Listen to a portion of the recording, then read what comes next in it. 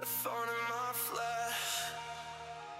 I begged you to take it away.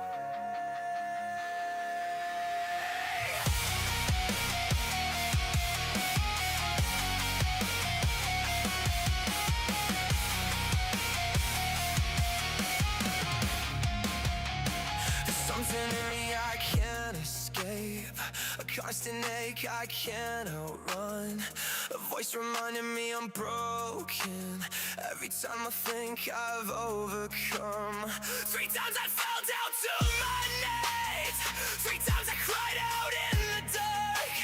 God, if you love me, take this from me, but silence only filled my heart. I didn't understand it, why you would leave me here, but you said my grace is all you need. My power lives in your weakness, so if I'm weak, then I am strong. If I'm broken, I belong. I will boast in all my scars, 'cause that's where you are. Your strength is alive in me.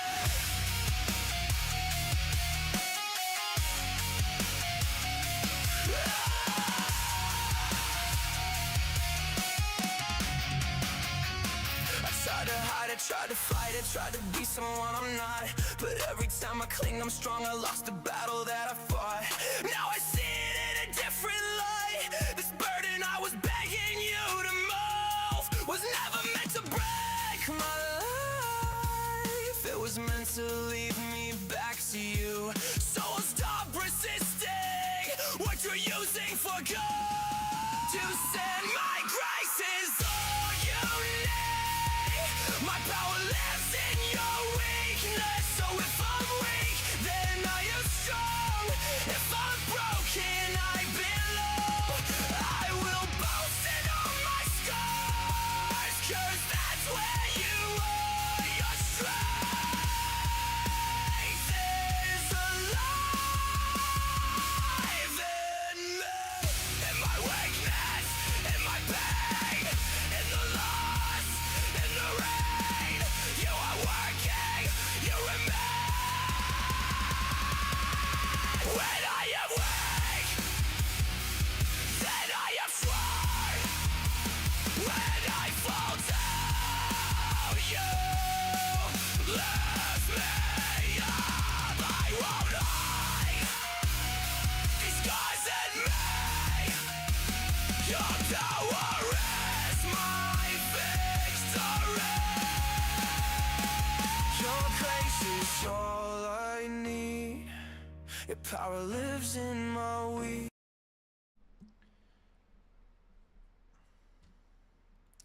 Let's pop in chat.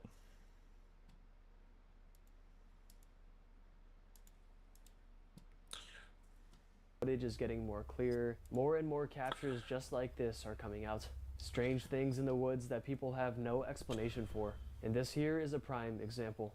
I have no idea what this is, but it damn sure is terrifying. A man was flying a drone over a rural stretch of land in southeast Idaho. He was just flying the drone recreationally, trying to get some good video and just enjoying his new purchase. Well, as he flew it over this land, it spotted something below that looked like a person running through the open grass. Then it just disappears into a small section of forest.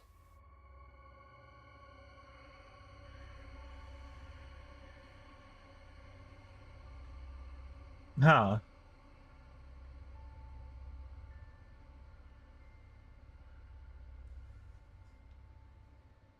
As he zoomed in closer, he realized something seemed off. The creature moved really fast, and not only that, it kind of resembled Bigfoot. It looked super tall when compared to the trees, once again too tall to be a human.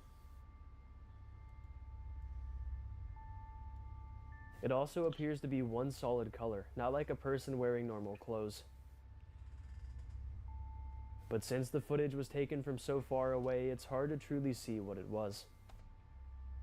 Skeptics say it was just a person, and why they were running into the trees like this is unknown. Others say it has to be Bigfoot, and they ask, why would a person just run and vanish into the trees like this? And why does it look so tall?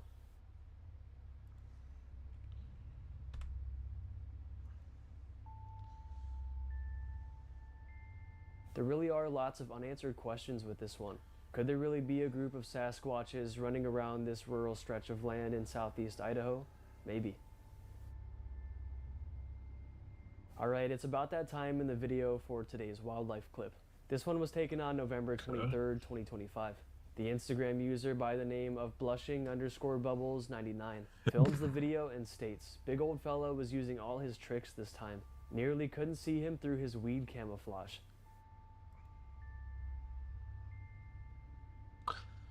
That's a gator.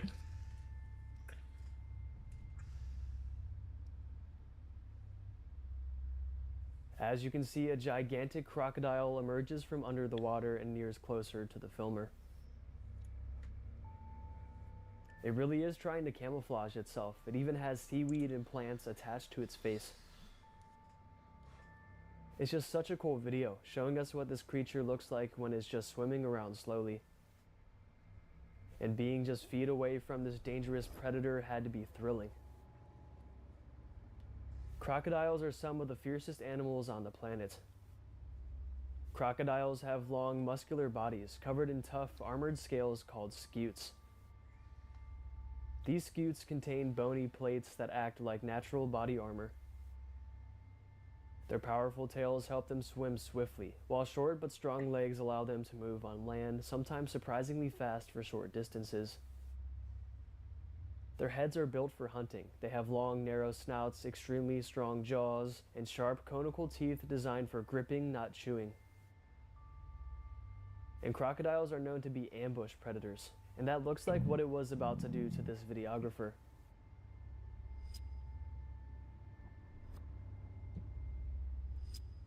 But luckily it didn't strike, and he just got this amazing video to share with the world. Let me know in the comments if you have ever seen a crocodile in the wild. I've only seen alligators only a couple times, but not super up close. One day I would love to see one of these beasts in real life. First of all, I just wanted to thank you all so much for watching and supporting me and loving the videos. I really am beyond grateful for you guys.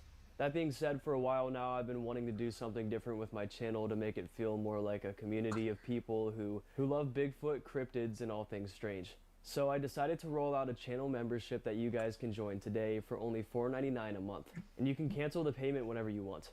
So in the membership subscription, there's going to be all kinds of amazing perks I'm giving you guys to bring us emojis that I also get. The thing is, you'll everyone else at Tiny page, your personal there a lot, be able to albers that. So if you join, canceling is very, very simple. Also, there is an upcharge on some mobile devices like England has its own share of sure. Yeah.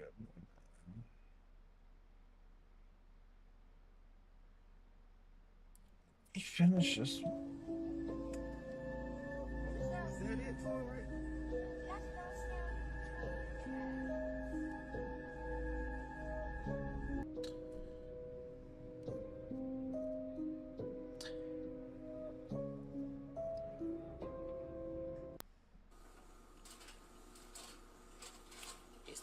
This is the exact spot that I just... From low growls echoing through the trees to massive shapes stepping just beyond the firelight, these disturbing moments allegedly caught near campsites reveal encounters that leave witnesses frozen in fear, questioning what may be stalking the wilderness after dark. Late one night, outside the home of a Brazilian man, something terrifying was caught on camera. What started as a normal, quiet evening quickly turned unsettling when a horrific, unidentified creature appeared in the darkness just beyond his house.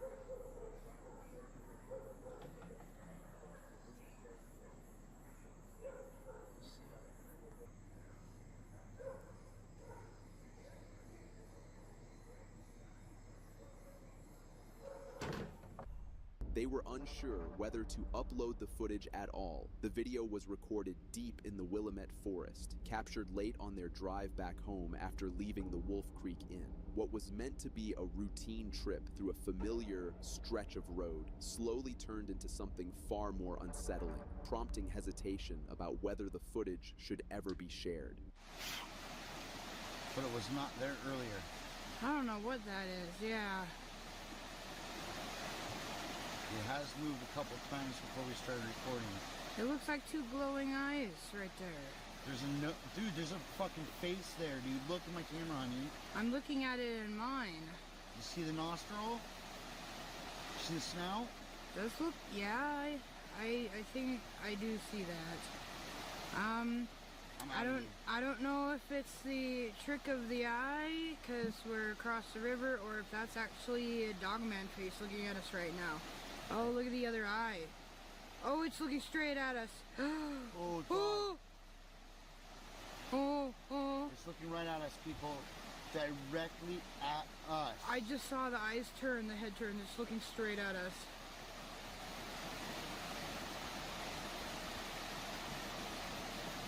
Now it's looking back. The creature was believed to be standing just across the river stream, motionless and watching them from the opposite bank. Despite the growing tension, the couple behind the camera chose not to leave. Instead, they stayed where they were, continuing to film for several more minutes as the presence across the water remained fixed on them, heightening the sense that they were being observed. A little bit.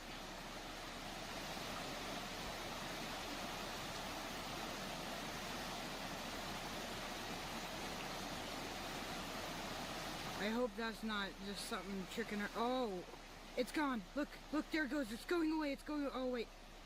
Oh, it looked like. There. Oh, it looked like it there. moved out of there for a second. No, that was something else that moved. Okay. My camera's not as good as yours, but holy shit.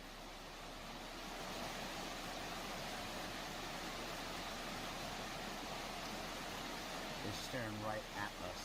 I see Right that. now. I see that. I just saw two.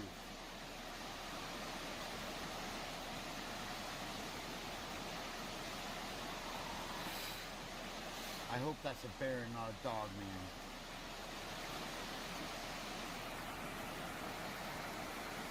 Because we are smack dab, like I said, right I know. here What Oregon, is that? You can at see eyes. Werewolf Forest. What the fuck? But the eyes are glowing. Bear eyes don't glow, people. The footage begins with a man walking his dogs late at night. These At people, first, I everything swear. appears calm, just another routine night walk.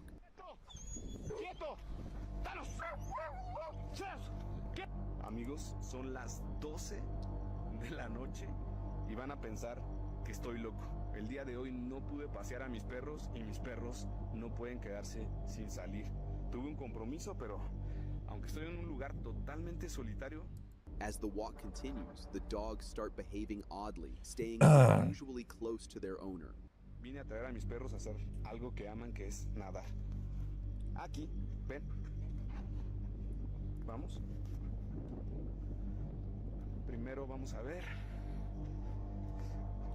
No quiero que se me vayan a perder. Aquí. ¿Qué traes, Zeus? Espérate. Sí, Zeus. One suddenly stops, staring into the darkness ahead. Moments later, both begin barking, their panic growing. Cálmense porque están nerviosos. ¿Qué estás viendo? Espérate. ¿Quién es este? Oh, shit. ¿Hay algo ahí? ¿Hay una persona ahí o qué es eso? Espérate. The camera shakes as the man tries to calm them. That's when a tall, motionless figure appears ahead, partially hidden in the shadows. It doesn't move or make a sound, just stands there, watching. ¡Quieto! ¡Danos! ¡Zeus! ¡Quieto! ¡Quieto! Shit, I think we might have seen this video. ¡Quieto ahí! ¡Cálmense! Back to the 6th century. Yeah, yeah, we've seen this. I don't know why it's still in.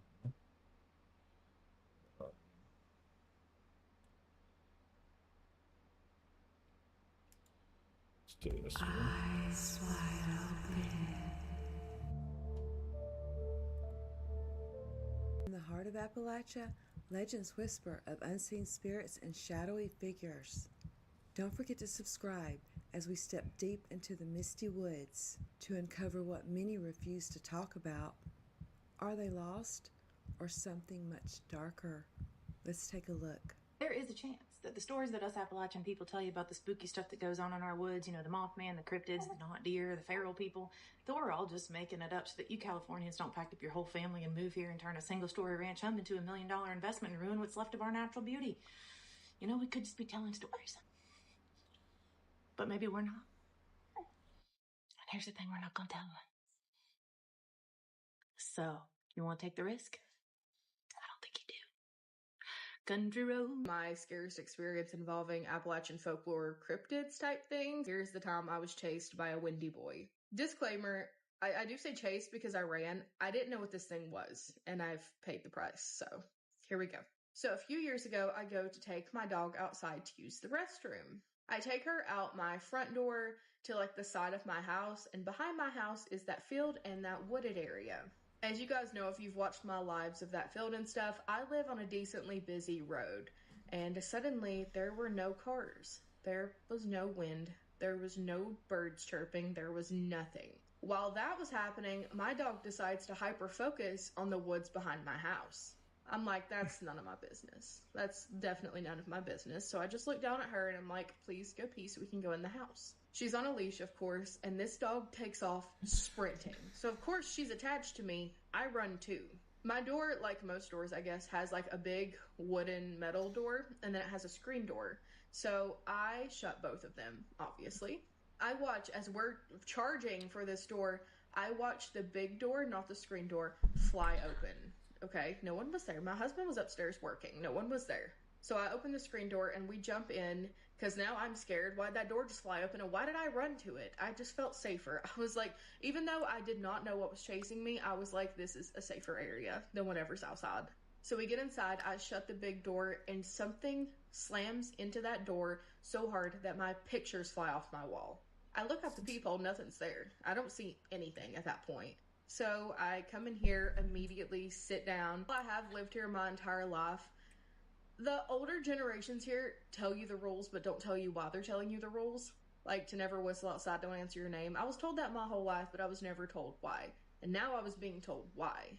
And ever since then, in that field, I have heard screaming. I've heard my name being called. I've heard crying. I've seen deer that are reflective. It's been a mess. And I don't know. But that is probably the scariest experience I have ever had with Appalachian folklore creatures. Well, the Fae was like kind of intense too, but that's another story. Can things in the Appalachian Mountains be explained away? Like weird footsteps or babies crying, animal noises. I would say probably back around 3 or 4 years ago, I was on the back porch with one of my friends back home. Back home is Eastern Kentucky in the middle of nowhere. And if you haven't been outside at night in Appalachia or any country place in general, it's super dark. Like, there's no light pollution, there's no noise pollution. It's dark, it's quiet, it's serene. So we're sitting on the back porch, and her back porch backs into basically the woods. So we're sitting there, we're chatting. It's probably well, I'd hope if you were in the middle of nowhere. But again, I was home, I was visiting with somebody, we hadn't chatted in a while, so we're just yapping like a bunch of little girls. And so all of a sudden, I hear something rustling in the leaves, like walking towards us. And it's not an animal, because there are animals everywhere. And it's not like a squirrel, a dog, anything. It sounds heavier. It sounds like human or a large animal footsteps walking towards where we were slowly. Okay, so keep in mind, their porch actually is off the ground. And there's no steps to go off the back porch. It's covered off the ground. So nothing could have gotten to us. But anyways, I hear these steps and they're going towards us as we're having conversations. And we've stopped talking at this point and we're just sitting and we're waiting. We like look over at her. We're like, that has to be an animal. It has to be a dog. Could be a bear. It was cooler that night. I mean, it could be a large animal. So anyways, we don't hear it anymore. We continue talking. Then the footsteps start back. Except this time they're walking a little bit faster and you can hear the leaves crunching. You can hear like the twigs breaking and it's at a faster pace and it's coming towards us from the woods. Then it stopped again. And so at this point I'm like, I don't know. I don't feel comfortable. Maybe this is something we should go in. again, nothing could get to us. We are off the ground, so we weren't scared that somebody was physically going to walk in on the porch and get us. We let it go. 5 minutes passed. Again, we start chatting again. No big deal. Time passes, and then all of a sudden we hear like a rustling, like in that leaves, that fall night, think lots of leaves on the ground, leaves crunching sound, and we hear a baby crying. Like what sounds like an infant, a small baby. You know, like infants have that particular cry that you just know that's a tiny baby. We hear that. And again, I'm not one to like jump to conclusions, because I know that some animals do have like cries that sound like infants. So we hear it, it goes away.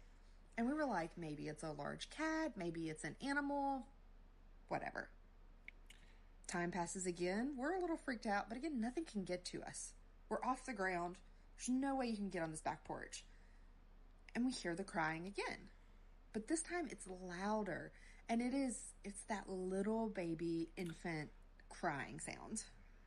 So when the second time it happened, we looked at each other. Because we're like, we wrote it off as an animal. We wrote the walking off as a large animal because it could be. But we look at each other when the second time this crying occurs, and then it gets really silent. I mean, dead silent. I don't know if you've ever been in the woods and heard silence. Nothing. There's no bugs chirping. There's the leaf crunch is gone. The baby crying is gone. No birds. Nothing. It's silent.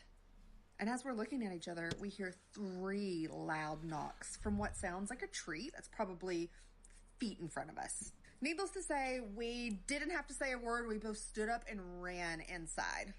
Grab your blanket and get cozy. This is going to be a several-part series. Many years ago, my husband and I bought this beautiful property in this little bed and breakfast town that was built almost 100 years ago with a barn that was built in the early 1800s. This was right after we had gotten married, so I mean, we were scraping and saving to buy this house. We knew when we purchased the home there were a lot of renovations that needed to be done, so much so that when we purchased the home, we dragged a mattress into the living room and we slept out of there and worked on the... I'll be right back, chat.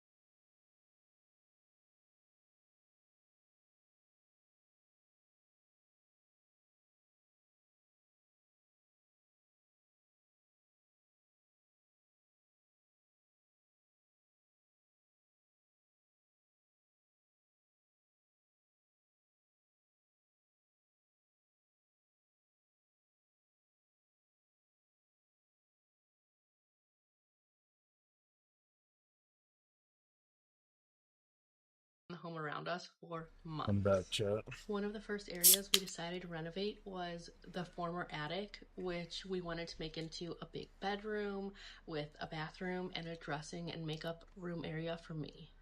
The first step to working up there was really getting everything out. So all of the paper mache insulation needed to be pulled out, and we were finding like bits and bobs, pieces of cardboard, hundreds of old shoe boxes, stamps from Chicago to our little town, some of the most interesting little things from the 1920s and 1930s. While moving all of these things out from underneath the floorboards with the insulation, we also found this really beautiful old nightgown made of silk trimmed with lace. It was old, stained, and discolored. It looked like it had been under the floorboards for maybe close to 100 years. My husband and I continue to clear the area. He has a shovel. He's pulling out material out from underneath the floorboards, and we hear like dink, dink, and then my husband goes, "Oh, I know what that is." And I'm like, Okay, like what? He pulls up this beautiful, intricate piece of lace, and underneath it is a revolver. My husband picks it up, clears it, says it's safe.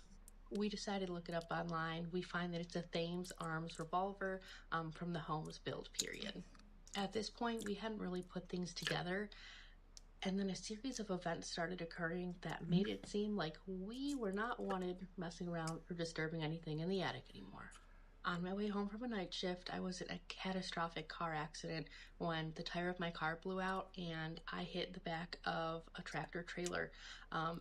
And this thing stopped like inches away from my face. I mean, we were close to decapitation there. Because of this, I ended up having hand surgery, and then I was at home for a while, which resulted in me noticing a significant uptick in paranormal activity. Small things at first, kind of making my husband and I question each other of, did you leave all of these lights on? Why is that door open? Did you just slam that door? Almost like we're at each other over this. The amount of paranormal activity that started in our house after we disturbed these relics was outstanding. Several months later, I'm on the mend, I'm feeling better. We decide to have some friends over. And while they're over, we take them upstairs to show them the renovation that we're doing and how we kind of stripped everything down to the studs upstairs to put in the new bedroom, bathroom, makeup room. So our friends come upstairs with us, and my girlfriend goes, oh no. She goes, no, you have something upstairs in this attic. She goes, it does not feel good up here. And since she had said that, I was like, oh, we have to show her the stuff. Like the stuff that's like probably over 100 years old that we found in our attic. Like it's kind of creepy, it's kind of eerie. Like we have this nightgown. So we had taken some of like the little marbles, stamps, the nightgown, this revolver that we found, and said, people, left these things behind. They're like over 100 years old. They had fallen through the floorboards or whatever. And our friend picks up this nightgown and she's looking at it in a way that we hadn't, like holding it up to the light. And she goes, is this a hole? She's like, look at this pattern of staining. She's like, are you seeing this? Now, up until this point, like my husband and I we hadn't really done much renovation on the attic since my accident. Like it was very clear that bad things were happening and the paranormal activity in our home was kicking up when we started messing with things in the attic. So it just wasn't the time. After our friend points this out, we have this assumption and we get very motivated. So we decide we're going to go searching for anything else that we can find. We're going to pull up the rest of these floors. We're going to search everything. What else is up here?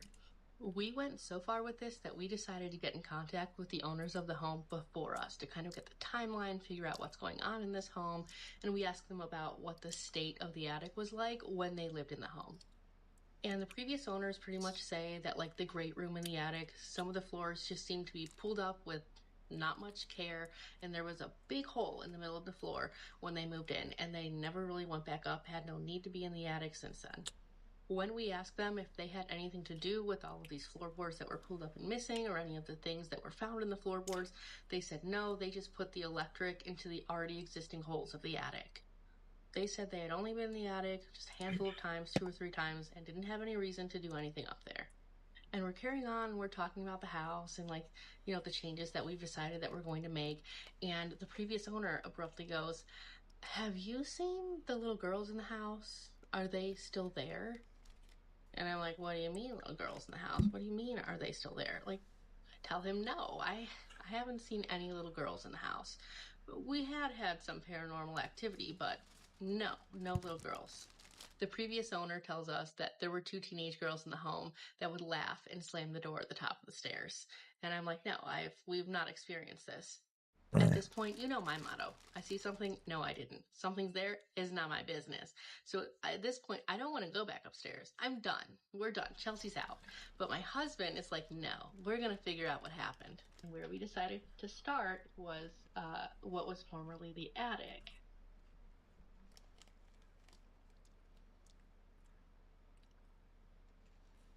The plan was to put a large bedroom, a bathroom, and a makeup dressing area upstairs for me, but what we needed to do first was take everything out of it. The insulation, the old flooring, everything had to go. And while we were doing that, we found some Like, we found some artifacts that looked like they had been there for maybe like 100 years, like original owners. And when we disrupted these things, over time, we started to have a lot of paranormal activity in the home. So upon the time we found these things and disrupted them without really thinking anything of it, the giant tree on our property fell onto our barn right after we had gotten it square back onto the foundation. Our septic tank just went on the fritz. It just backed up, which we had to handle ourselves because it was on a holiday weekend. I don't wish that on my worst enemy. I was in a terrible catastrophic car accident where my tire blew out and I hit the back of a tractor trailer, like semi, and almost had my head taken off. And then the light bulbs in our living room kept like exploding. And I don't mean just like breaking. No. It looked like they were spun out of the socket and then dropped to the floor and broke, and then everything was scooped up in a nice pile. And the things we found in our attic over time, what we covered in our last video was the nightgown, which we didn't realize was a nightgown at first, and then an old revolver. Which, again, these things are like over 100 years old, and we found them kind of like scattered in the attic under the floorboards. So at first, until a friend of ours like started putting things together, we didn't think a whole lot of it. We had also found shoe boxes, stamps, letters, other pieces of clothing that were kind of shoved in to where like the insulation of the house was under the floorboards. So after uncovering these things and all this paranormal activity in the home starts, and we start having these really horrible life experiences, we seek out the previous owners of our home to kind of get some background on the property. And they tell us they basically hadn't been in the attic at all. They had no reason to be up there. They didn't do anything to the floors.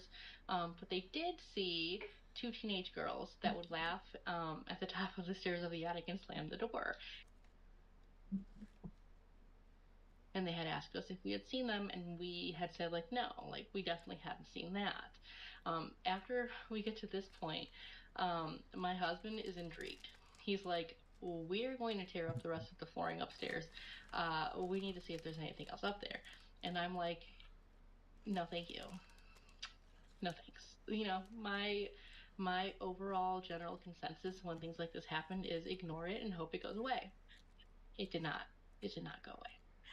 So my husband goes back up into the attic and he's pulling trash bag after trash bag, like insulation, old newspapers, clearing out the attic for renovation, and he finds nothing. And so we're like, maybe that's it. Maybe we'll leave things alone up there, and the paranormal activity will calm down. But then I needed a ceiling fan installed in the living room, so he had to go to a completely different part of the attic and pull up some more floorboards that we hadn't overturned yet. To put in the electric upstairs, and he finds a check stuck to like a floorboard, like the underneath side of a floorboard. That's hadn't been creepy. touched yet. So he brings the check downstairs. We're kind of looking at it, and my husband realizes that the check is made out to the original owner of the home, and the check is for a life insurance policy with the life insurance policy number there. And it's like a receipt of payout. And since he's going to run electric in that area, he starts clearing out the rest of the insulation under that area of the floorboard, and he starts pulling out these like glass vials. They're small, they're different colors. They have like cork tops in them. And we don't know what's in the vials. So the next day, my husband's cutting the lawn, and the neighbors that live next door, they've lived there like 50 some years. They're an elderly couple. They end up getting home from being away on a trip. Before all of the homes were built on our street, all of the land originally was part of the home that we live in. So to purchase their home, the elderly people that have lived next door for like 40, 50 years, to purchase the land to build their home, they had to speak to the original owners of our home. Does that make sense? So they knew them and they went to them to purchase property. So since my husband knew that the elderly couple knew the gentleman that lived in this home first. My husband said, you know, the people who used to live in this home, how was his wife? And the elderly man that lives next door goes, there was no wife. It was, you know, it was a man, and he lived in the home with his 2 daughters. So he made it very clear that he had never seen the wife, never met the wife. There was no wife. Now, mind you, we don't say anything about any of the things that we had found, none of the paranormal activity in the home. Like, the neighbors don't know anything about this. We just kind of want to pick his brain because, like I said, the things that we found were like, this is kind of strange, this is kind of suspicious, but like, it's just a hunch, right? So up to this point, we basically just have a hunch and a lot of paranormal activity, right? Like, we don't have anything concrete, and we were kind of hoping that when we spoke to the neighbors next door, it would kind of put our concerns to rest and there'd be a completely rational reasoning as to what happened, and this is just nothing. No, it did not work like that. So my husband and I go back upstairs and we're like, no, we are going to find anything else that is in this attic to see if we can figure out what happened.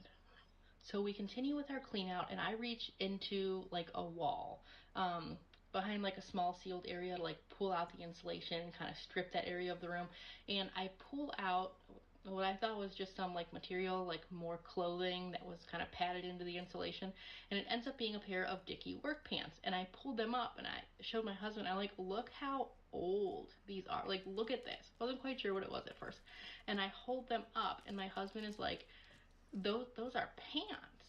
And we're kind of looking at them. The light's kind of behind me, so my husband has a kind of a better view than I do. And he's like, look at those stains. We basically dishevel, pull apart, and search every inch of the upstairs before we finish the remodel. And we don't find anything else. This is the third part to the series of the artifact that we had found in my house while we were doing the remodel. And we left off with the men's pants that we found. After we found these things, we started poking around, trying to find out the history of the home, talking to the neighbors, trying to get an idea of what the property was used for before we got here. And we ended up actually finding out that the barn that was on our property was from the 1800s, very, very old. And it was actually registered as a church. So I looked at my husband and I was like, we have this barn, and when we first purchased the property, there was just so much animal feces in the barn. It was piled high. There was so much wood stacked in it that was like floor to ceiling. You couldn't even get into the barn. And my husband was like, I wonder if like there's a body in the barn or something. So we end up, doing some remodeling to the barn. It was a horse barn. At one point, we believe like an 1800s carriage barn. And we always intended on having horses. So we started cleaning the barn, tore everything up, we dug deep, pulled all the floors of the barn out, everything, nothing.